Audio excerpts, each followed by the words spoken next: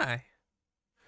So, this is to show off my progress that I've made in Linux over the last 3 days. I think it's been since I fully switched to Linux.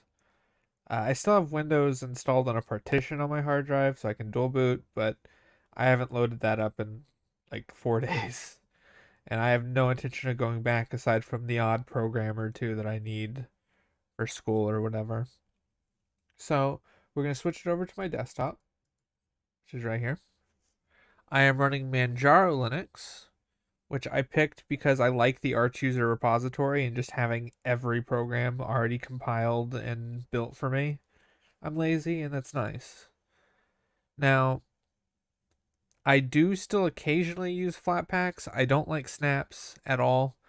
As you can see, I have like 12 snaps installed and half of them don't work and I need to uninstall them. I don't know what it is. Snaps just run terribly for me. Maybe it's the NVIDIA drivers I'm using. I don't know, but I'm just not a fan of them. I find the idea of Linux being this open source, everything is available and free, and you can just edit it however you want. And then snaps are like, yeah, but what if we didn't do that? And that just kind of defeats the whole purpose for me. I'm running AMD Ryzen 1700X with my NVIDIA GeForce GTX 1070, 32 gigs of RAM. That was actually an upgrade I did like 8 months ago, whenever the RAM that I bought previously was on sale. So I populated all four of my slots that way. Might as well. It didn't really affect me either way, but video rendering is nice with it. Which brings me to my workflow. Part of what I was worried about with switching to Linux, because I'd previously used Ubuntu and other GNOME based distros or desktop environments for Linux, and I really, really don't like GNOME, like at all. And I was worried that this was going to affect my workflow switching to anything else until I discovered KDE Plasma. And you're going to notice that this is kind of Mac looking, but if I switch you over to my second desktop, my second monitor, anyways, it's more Windows looking. I can actually do both. So the reason why I like this is when I use my browser and stuff, the dock on my primary screen can go out of the way. So I have more real estate for Firefox or whatever I'm using.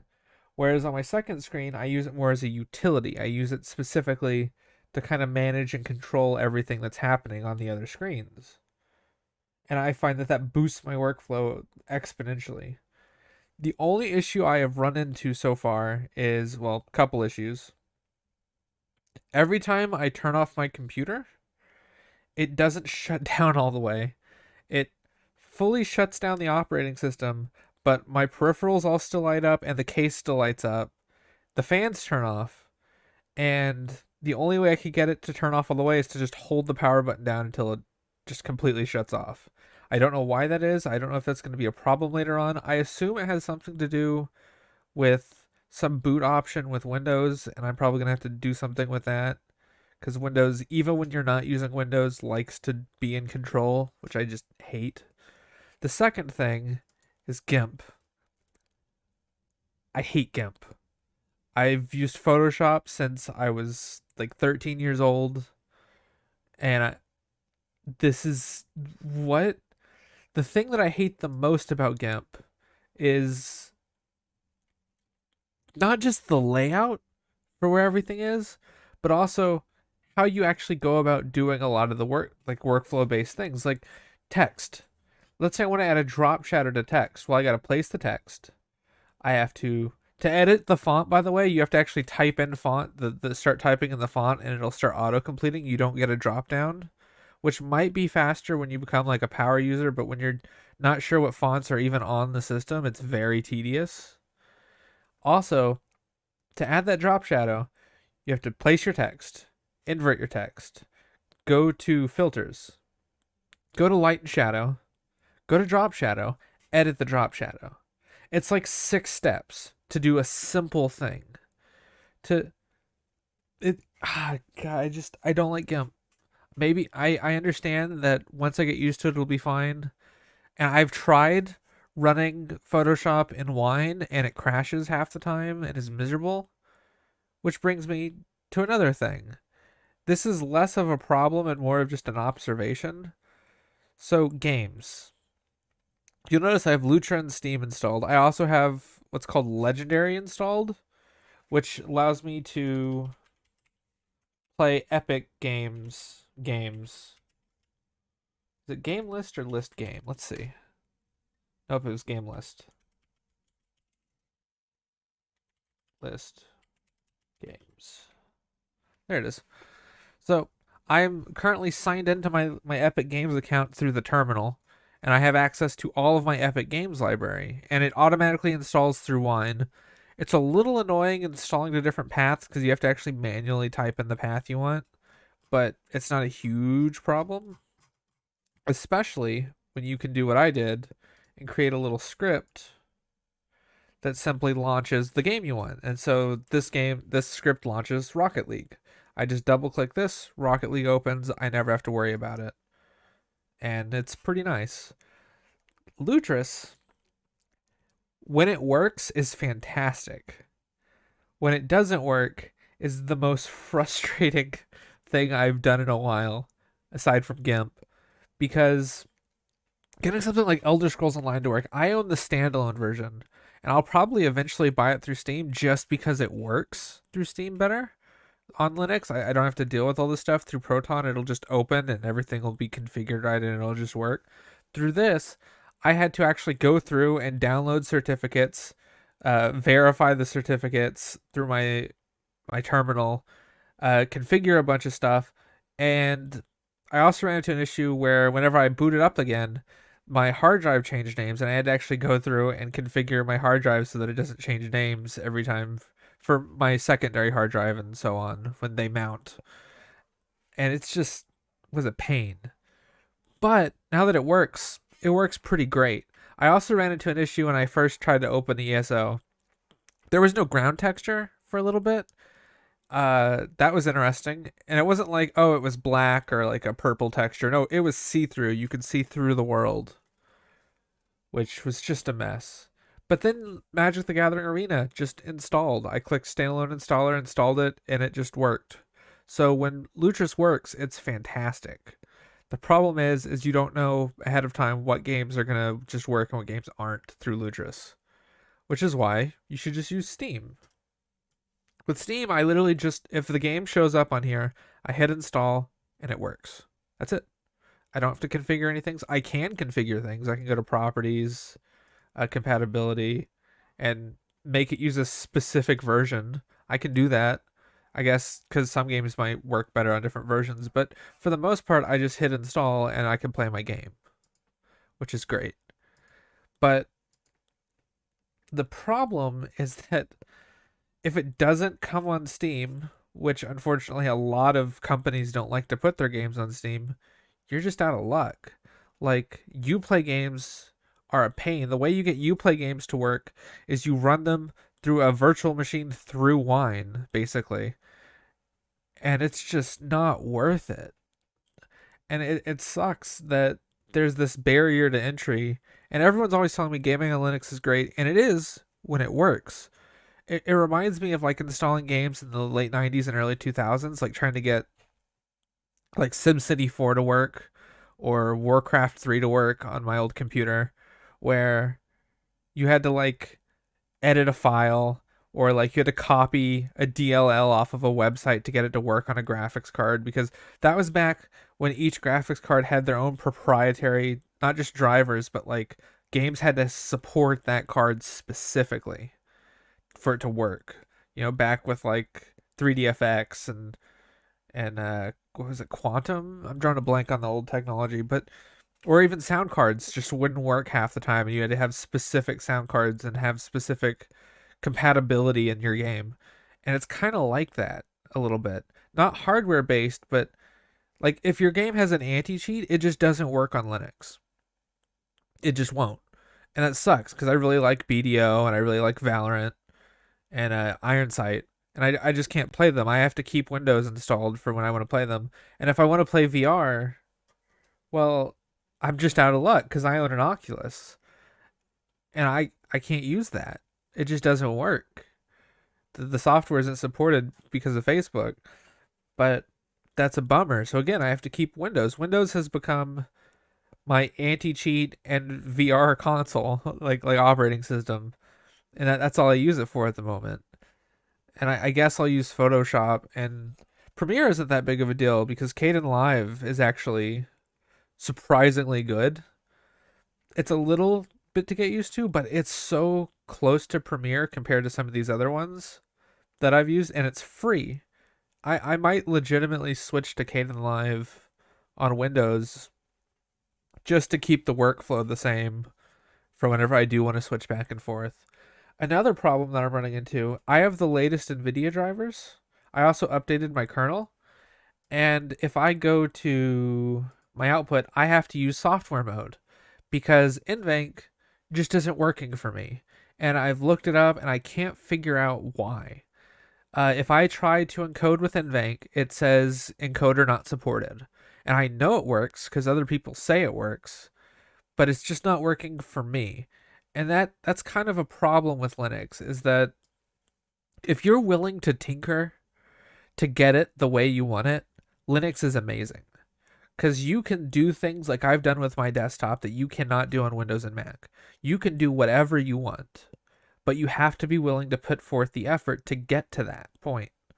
Otherwise, a lot of the software is like buggy or just not configured out of the box. Using something like Ardor doesn't work for me right out of the box. I had to download all these other programs and patches. And right now, the way I have it set up, I got it to work. I have my own audio group. I downloaded Jack and configured Jack and everything and Cadence, but I can't get Cadence to work properly with Pulse Audio. So if I'm editing music, I can't listen to anything else on my computer other than that music in that program. So I can listen to Ardor and my playback and my mixer and my monitoring, but I can't do anything else because it takes exclusive control over it. Kind of like ASO for all, but you're supposed to be able to patch it to Pulse Audio, which is the default audio for Linux. And it just doesn't work. It says bridge not connected and I can't connect it, and I went through the visual thing, and at the time being I just don't want to deal with it, but eventually I have to. I tried running FL Studio and Acid Pro through Wine, and the problem I was having is FL Studio was actually stuttering, and Acid Pro would crash every 10 minutes, which, when you're trying to make something, is very frustrating. Especially with Acid Pro 7, that just doesn't like to autosave half the time and is a nightmare to use. Don't use Magic Studio stuff. They're terrible. They have the... I'll get into it later. But overall, I am liking Linux. I've said a lot of negatives because those are recent for me, and those have been a big hurdle to get over. But I feel like if I stick with this, and I'm not distro hopping either, I'm sticking with Manjaro at least until something breaks to the point that I get frustrated with it. But, you can make it whatever you want to make it.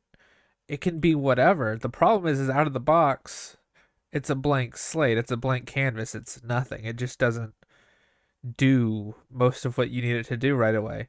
And some things are easier than that. Ubuntu is better than Arch and for out of the boxness, and Manjaro is better than basic Arch too.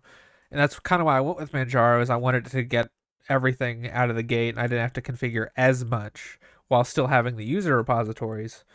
But I don't know, there's just something magical about Linux that you don't get with other things. Like, oh man, I don't like this panel being here. I can right click it, hit edit panel, and just drag it to wherever I want it. Or, oh man, I get rid of that. I don't like this desktop environment. I want it to look just like Mac entirely. Boom, I can do that. I just want Windows. I can do that. I want something entirely unique. I can do that. I can get GNOME or any of these other options. I don't like the terminal. I can change the terminal. I don't like my file system. I can change my file system. I don't need to use Dolphin. I like Dolphin, which is why I've kept stuck with it. But a lot of these things I've switched out already. I use GNOME System Manager because it's what I like. I'm used to it because I've started with Pop OS on my laptop like couple weeks ago. And that's great. That's fantastic. But if you're not willing to edit files and you're not willing to put forth the work, I don't know if it's better. Like, yes, you can do anything, but some people don't want to do anything. Some people just want YouTube and Facebook and their games to just work, everything. And for that, you kind of got to go with Windows, and it sucks because the thing that drove me from Windows was they're just dicks. I I have a complicated audio setup. Let me switch back to my camera. So I have a mixer. I say complicated audio setup. Complicated compared to the average person. I have a mixer. I have an XLR microphone. I have a guitar amp back there, and it all has to mesh and work well together. And I use a virtual audio cable and a voice meter for that on Windows. And the problem is every single time Windows updates, which it will do randomly without warning, and you can't opt out of it, it breaks everything. And I have to spend 10 minutes reconfiguring my entire setup. And it sucks every single time. And I've gotten really good at it at this point. I can like do everything. And if it was Linux, if an update broke it, I could have created a script that just auto configures everything for me, and I click the script and voice meter is perfectly set up. That would be a thing you could technically do. But in Windows, that's less of an option, and it's just not worth it. It got so frustrating that last time it broke everything, and it conflicts with a lot of other software that I have. I just had like a 2 month period where I couldn't log into my school thing properly, and it was so frustrating to deal with. And I'm hoping that that is just fixed here. I haven't had a chance to test it yet. I recently severed tendons in my right arm or right wrist, and using the mouse has been a bit of a nightmare. I actually got this guy, dug him out, my Steam controller, because I can still hold a controller, though at my right arm goes at an angle. But this has trackpads on it, and it fully supports just like everything. I can just navigate the entire computer with it, and it's a lot better than trying to use my mouse with my left arm. I can do right arm a little bit, but it gets sore and it's just a pain, literally. So I tend to use the Steam controller for most of it now, aside from right now when I'm showing off my desktop. Uh, and that's about it. I know it's been kind of a ramble. This is a rambly video. It's more of just kind of logging where I'm at with all of this. And also so I can try out a little bit more of Caden Live. I haven't been recording a whole lot myself. I've been editing other people's stuff. But I would like to get back into making videos. And I'm not one of those people that's going to start every time I take a break. "Oh, I'm sorry I've been gone for so long." Because most people, anybody who's watching these videos haven't been watching them. They're new. You know, most people don't know that I used to make videos. Because if you're watching this, you probably aren't a regular viewer of mine, or at least you weren't. But I don't know. I just like Linux. Yeah, I'm really digging it. And I know, stereotypical big white guy with a beard, big bald white guy with a beard likes Linux. Shocker. That's the new headline. But I'm really digging it. I really am. That's it. See ya.